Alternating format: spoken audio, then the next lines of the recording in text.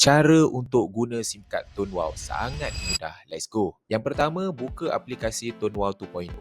Logonya begini guys. Masukkan IC dan password anda. Kalau lupa, klik je forget password. Nanti dia akan bagi yang baru dekat SMS. Selepas dah login masuk, anda akan diminta untuk set up 6 digit Wow Cash PIN.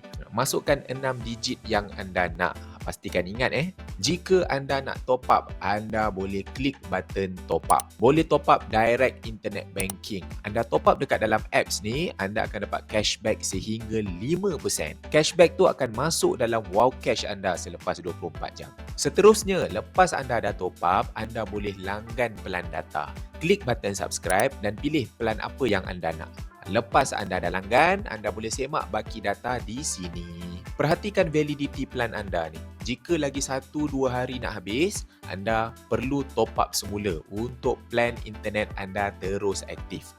Pastikan anda top up sebelum dia tamat tempoh supaya data yang tak habis akan dibawa ke depan. Bentuk dia nanti akan jadi macam ni. Scroll bawah sikit untuk semak status takaful anda. Pastikan anda top up sebab selepas 30 hari baru takaful anda akan aktif sepenuhnya. Klik untuk update maklumat waris anda di sini.